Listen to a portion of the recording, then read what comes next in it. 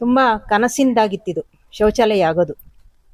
ಶೌಚಾಲಯ ಮೊದಲಿತ್ತಂತೆ, ಅದೇನೋ ಬಿಲ್ಡಿಂಗ್ ಮಾಡಬೇಕಾದ್ರೂ ಶೌಚಾಲಯ ಇಲ್ದಂಗೆ ಡೆಮಾಲಿಷ್ ಮಾಡಿಬಿಟ್ಟಿದ್ದಾರೆ. ಆಮೇಲೆ ಅದ್ರ ಬಳಿಕ ಶೌಚಾಲಯನೇ ಇಲ್ಲಿ ಇರಲಿಲ್ಲ. ನನಗೆ ವಿಸಿಟಿಗೆ ಬಂದಾಗೆಲ್ಲ ನೋಡಿದ್ರೆ ಮಕ್ಕಳು ಹೊರಗಡೆ ಹೋಗ್ತವೆ ಅಂತೇಳಿ ತುಂಬ ಬೇಜಾರಾಗ್ತಾ ಇತ್ತು. ಜೊತೆಗಿದು ಹೈಕೋರ್ಟ್ ತನಕ ಹೋಗ್ಬಿಟ್ಟಿತ್ತು ಮಾಹಿತಿ, ಕಾರೇಹಳ್ಳಿಯಲ್ಲಿ ಶೌಚಾಲಯ ಇಲ್ಲ ಅಂತ. ಅದಕ್ಕೋಸ್ಕರ ನಮ್ಮ BO ಸರ್ ಮತ್ತು ಶಿರಾ ತಾಲೂಕು ನ್ಯಾಯಾಲಯದ ಜಡ್ಜ್ ಮೇಡಮ್ ಅವರು ಎಷ್ಟೋ ಸಲ, ತಿಂಗಳಿಗೆ 1 ಸಲ 2 ಸಲ ಬಂದು ವಿಸಿಟ್ ಮಾಡಿಕೊಂಡು ಹೋದು. ಕೊನೆಗೆ ಏನಾದರೂ ಮಾಡಿಸ್ಲೇಬೇಕು ಅಂತೇಳಿ ನಾವು ನಮ್ಮ BO ಸರ್ ಆಗ್ಬೋದು ತುಂಬ ಗಮನವನ್ನು ಹರಿಸ್ತು ಈ ಕಡೆ. ಹಾಗಾಗಿ ವಿಸಿಟಲ್ಲಿ ಬಂದಾಗೆಲ್ಲ ನಾನು ಅತಿಥಿ ಶಿಕ್ಷಕರಿಗೆ ಮತ್ತು ಊರಿನ ಗ್ರಾಮಸ್ಥರಿಗೆ ಕರೆಸಿ ತುಂಬ ಮನವಿಯನ್ನು ಮಾಡಿಕೊಂಡೆ. ಅದೇ ರೀತಿ ತಿಂಗಳಿಗೆ 1 ಸಲ 2 ಸಲ ಪಂಚಾಯತಿಗೆ ಮನವಿಯನ್ನು ಕೊಟ್ಟು ಕೊನೆಗೆ ಹಂಗೂ ಹಿಂಗೂ ಮಾಡೋಣ ಅಂತ ಮೇಡಮ್ ಅವರು ಒಪ್ಕೊಂಡ್ರು, PDO ಮೇಡಮ್ ಅವರು. ಕೊನೆಗೆ ಜಾಗದ ಸಮಸ್ಯೆ ಆಯಿತು. ಮತ್ತು ಯಾರೋ ಪುಣ್ಯಾತಂಬರು ಬೆಂಗಳೂರಲ್ಲಿದ್ದಾರೆ ಅವರು ಜಾಗ ಕೊಡೋದಕ್ಕೆ ಒಪ್ಕೊಂಡು ಜಾಗ ಕೊಟ್ಟ ಮೇಲೆ ಇಲ್ಲಿ PDO ಮೇಡಮ್ ಅವರು ಆಯಿತು ಮಾಡಿಕೊಡಿ ಅಂತ ಹೇಳಿದ್ಮೇಲೆ ಪಾಪ ಪ್ರಕಾಶ್ ಅಣ್ಣ ಅವರು ಊರಿನ ಗ್ರಾಮಸ್ಥರು ಮುಂದೆ ನಿಂತು ಶೌಚಾಲಯವನ್ನು ಗಿರೀಶಣ್ಣ ಅವರು SDMC ಅಧ್ಯಕ್ಷರು ಎಲ್ಲ ಸೇರಿಕೊಂಡು ಅವ್ರನ್ನ ಒಪ್ಪಿಸಿ ಕೊನೆಗೆ ಪಾಪ ತಮ್ಮ ಕೈಯಿಂದ ಹಣವನ್ನು ಖರ್ಚು ಮಾಡಿ ತುಂಬ ಚೆನ್ನಾಗಿ ಅಚ್ಚುಕಟ್ಟಾಗಿ ಶೌಚಾಲಯವನ್ನು ನಿರ್ಮಾಣ ಮಾಡಿಕೊಟ್ರು. ಅವ್ರಿಗೇನೋ ಬಿಲ್ಲಿಂದು ಸಮಸ್ಯೆ ಇತ್ತೇನೋ ಪಾಪ, ಅವ್ರಿಗೇನು ಬಿಲ್ಲು ಬಿಡುಗಡೆ ಆಯಿತು ಏನೋ ನಮಗೆ ಗೊತ್ತಿಲ್ಲ. ಆದ್ರೂ ಸಹಿತ ಇವತ್ತು ಉದ್ಘಾಟನೆಯನ್ನು ನಮ್ಮ ಮಕ್ಕಳಿಗೋಸ್ಕರ ಮಾಡಿಕೊಡ್ತಾ ಇದ್ದಾರೆ. ಪಂಚಾಯತಿಯವರಲ್ಲಿ ನಾನು ಮನವಿ ಮಾಡ್ಕೊಳೋದೇನು ಅಂದರೆ ನೀರಿನ ವ್ಯವಸ್ಥೆ ಏನಾದರೂ ಮಾಡಿಕೊಡ್ಬೇಕು ಶೌಚಾಲಯಕ್ಕೆ. ಅಷ್ಟು ಮಾಡಿಕೊಟ್ರೆ ನಮ್ಮ ಶಾಲೆಗೆ ಮತ್ತು ನಮ್ಮ ಶಾಲಾ ಮಕ್ಕಳಿಗೆ ತುಂಬ ಅನುಕೂಲವಾಗುತ್ತದೆ. ಶೌಚಾಲಯ ಆಗಿದ್ದಂತೂ ನನಗೆ ತುಂಬ ಸಂತೋಷವಾಗಿದೆ. ಇದಕ್ಕೆಲ್ಲರಿಗೂ ನಾನು SDMC ಅವ್ರಿಗಾಗ್ಬೋದು, ಅತಿಥಿ ಶಿಕ್ಷಕರಿಗಾಗ್ಬೋದು, ಊರಿನ ಗ್ರಾಮಸ್ಥರಿಗಾಗ್ಬೋದು, ಪಂಚಾಯತಿಯವ್ರಿಗಾಗ್ಬೋದು, ನಮ್ಮ ಮುಖ್ಯ ಶಿಕ್ಷಕರು ಚಿಕ್ಕನಾಗಪ್ಪ ಸರ್ಗಾಗ್ಬೋದು, ಎಲ್ಲರಿಗೂ ಇಲಾಖೆಯ ಪರವಾಗಿ ತುಂಬ ಧನ್ಯವಾದಗಳನ್ನು ಹೇಳಿ ಈ ಮೂಲಕ ಇಷ್ಟು ಮಾತಾಡೋಕ್ಕೆ ಅವಕಾಶ. ಈ ಒಂದು ಶೌಚಾಲಯ ಇದನ್ನು ಗ್ರಾಮ ಪಂಚಾಯತಿಯಿಂದ ನಾವು ಕೈಲಾದಷ್ಟು ಇದು ಮಾಡಿಕೊಟ್ವಿ. ಅದಕ್ಕೆ ಹೆಚ್ಚಿನದಾಗಿ ಜಯಪ್ರಕಾಶ್ ಅಣ್ಣವರು ಮುಂದೆ ಬಂದು ಅವ್ರ SDMC ಅಧ್ಯಕ್ಷಗಳು ಎಲ್ಲ ಸೇರಿ ಒಂದು ಹುಡುಗರಿಗೆ ಒಂದು ಒಳ್ಳೆ ವ್ಯವಸ್ಥೆ ಮಾಡಿಕೊಟ್ಟಿದ್ದಾರೆ. ಅವ್ರಿಗೆ ನಮ್ಮೆಲ್ಲರ ಪರವಾಗಿ ಅಭಿನಂದನೆಗಳು. ಈಗ ಶಾಲೆಯಲ್ಲಿ ಮುಖ್ಯವಾಗಿ ವಿದ್ಯೆ ಎಷ್ಟು ಮುಖ್ಯನೋ ಹಂಗೆ ಸ್ವಚ್ಛತೆ ಮತ್ತು ಶೌಚಾಲಯ, ನೀರು ವ್ಯವಸ್ಥೆ ಎಲ್ಲನೂ ಇರಬೇಕಾಗುತ್ತೆ. ಮೂಲ ಸೌಲಭ್ಯವಾಗಿ ಶೌಚಾಲಯ ಕಾರಹಳ್ಳಿಗೆ ಇರಲಿಲ್ಲ. ನಾವು ಬಂದು 4 ವರ್ಷದಿಂದಲೂ ಕೂಡ ಇಲ್ಲಿ ಬರ್ತಾಯಿತ್ತು. ಅವಾಗವಾಗ ಶೌಚಾಲಯ ಇಲ್ಲ ಅಂತ ನಮಗೂ ವರದಿ ಬರ್ತಾಯಿತ್ತು. ಈಗ ನಮ್ಮ ಮೇಡಮ್ ಅವರು, ನಮ್ಮ PDO ಮೇಡಮ್ ಅವರು ಕೂಡ ಅದಕ್ಕೆ ಮನಸ್ಸು ಹಾಕ್ಕೊಂಡು ಈ ಕೆಲಸವನ್ನು ಮಾಡಿಕೊಟ್ಟಿದ್ದಾರೆ. ಹಾಗಾಗಿ ಶಾಲೆಯಲ್ಲಿ ಒಂದು ಶೌಚಾಲಯ ಇರಲೇಬೇಕು. ಹಾಗಾಗಿ ಗ್ರಾಮಸ್ಥರು ಕೂಡ ಎಲ್ಲರೂ ಕೂಡ ಪ್ರಯತ್ನ ಮಾಡಿ ಪ್ರಕಾಶ್ ಅಣ್ಣವ್ರು ವಿಶೇಷವಾಗಿ ಅವರು ಮುಂದ್ಬಿದ್ದೆಲ್ಲ ಕೆಲಸ ಮಾಡಿದ್ದಾರೆ. ಅವ್ರಿಗೆ ಎಲ್ಲರಿಗೂ ಅಭಿನಂದನೆಗಳು. ಅಷ್ಟು ಹೇಳ್ತಾ ನಮ್ಮ ಮಾತು ಮುಗಿಸ್ತೇನೆ. ಈ ಊರಿನಲ್ಲಿ ಇಂಥ ಆಧುನಿಕತೆಯಲ್ಲೂ ಶೌಚಾಲಯ ಇಲ್ಲ ಅಂತ ಕೇಳಿ ನಮಗೂ ಒಂದು ಸ್ವಲ್ಪ ನೋವಾಯ್ತು ಇವತ್ತು. ಇದು ಕೋರ್ಟಿನವರೆಗೂ ಹೋಗಿ ತಂಬುದು ತುಂಬ ಬೇಜಾರಾದ ಸಂಗತಿ.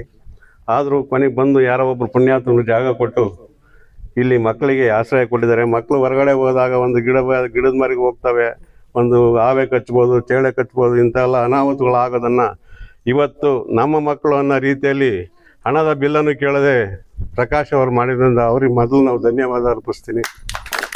ಹಾಗೂ ಈ ಊರಿನವರು ಎಲ್ಲ ಶ್ರಮಪಟ್ಟು ಈ ಥರ ಎಲ್ಲ ಮಾಡಿದ್ದಾರೆ. ಸ್ಕೂಲ್ ಮಕ್ಕಳು ಭಾಳ ಕಡಿಮೆ ಇದ್ದಾವೆ. ನಮ್ಮೂರಲ್ಲಂತೂ ಸ್ಕೂಲ್ ಮುಚ್ಚೋಗೋ ಪರಿಸ್ಥಿತಿ ಬಂತು. ನೈಜಂತಿಯಲ್ಲಿ ಒಂದು ಹುಡುಗಿ ಇದೆ. ಅಲ್ಲಿ ಮಾಸ್ಟರ್ಗಳು ಒಳ್ಳೆಯರಾಗಬೇಕು, ಊರಿನವರು ಅಭಿವೃದ್ಧಿ ಮನೆ ಕಳಿಸ್ಬೇಕು. ಇವಾಗೆಲ್ಲ ಇಂಗ್ಲೀಷ್ ಮೀಡಿಯಮ್ ಬಂದಿದೆ. ಇಲ್ಲೂ ಆದಷ್ಟು ಗ್ರಾಮಾಂತರ ಶಾಲೆಗಳಿಗೆ ಮಕ್ಕಳು ಕಳಿಸಿ ವಿದ್ಯೆಯನ್ನು ಇಂಪ್ರೂವ್ ಮಾಡಿ ಸ್ಕೂಲ್ಗಳನ್ನ ಅಭಿವೃದ್ಧಿಪಡಿಸ್ಬೇಕು. ಎಲ್ಲ ಮಕ್ಕಳು ದುಡ್ಡುಗಳು ಕಟ್ಕೊಂಡು ಹೊರಗಡೆ ಹೋಗೋಕ್ಕಾಗೋದಿಲ್ಲ. ಕಾನ್ವೆಂಟ್ಗಳಿಗೆ ಸಿಕ್ಕಾಪಟ್ಟೆ ದುಡ್ಡುಗಳು ಸ್ಕೂಲು ಪ್ರೈಮರಿ ಸ್ಕೂಲ್ಗಳಿಗೆ ಇವಾಗ ಕೊಡೋ ಅವಶ್ಯಕತೆ ಬಂದಿದ್ದಾವೆ. ಆದ್ದರಿಂದ ಎಲ್ಲರೂ ಸ್ಕೂಲ್ಗಳ ಕಡೆ ಗಮನ ಕೊಟ್ಟು ಮಕ್ಕಳನ್ನ ಆದಷ್ಟು ಸ್ಕೂಲ್ಗೆ ಕಳಿಸ್ಕೊಡ್ರಿ ಅಂತ ಹೇಳ್ತಾರೆ. ಎಲ್ಲರಿಗೂ ಹೇಳ್ತಾರೆ ಧನ್ಯವಾದಗಳು.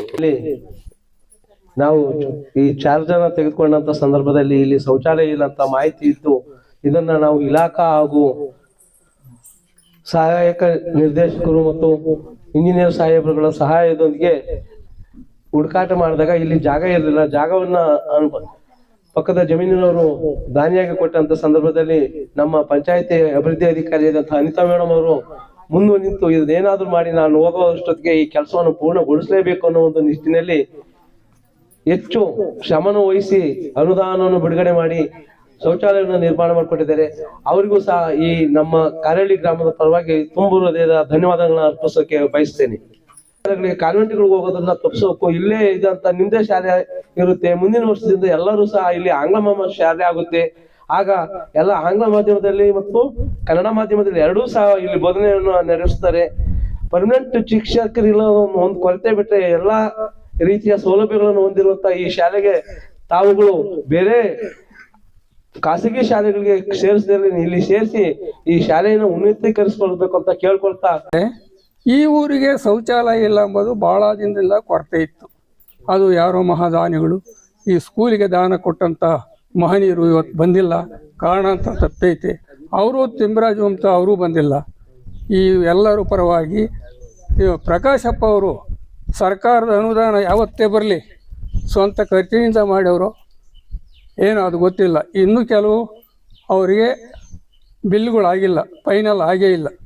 ಏನೇ ಇದ್ದರೂ ಕೂಡ ಅವರು ಶಿಸ್ತಾಗಿ ಅವರು ಕಾರ್ಯಕ್ರಮವನ್ನು ನಿರ್ವಹಿಸಿ ನಡೆಸ್ತಕ್ಕಂಥ ವ್ಯಕ್ತಿಗಳಿಗೆ ನನ್ನ ಕೃತಜ್ಞತೆಗಳನ್ನು ಸಲ್ಲಿಸ್ತೀನಿ.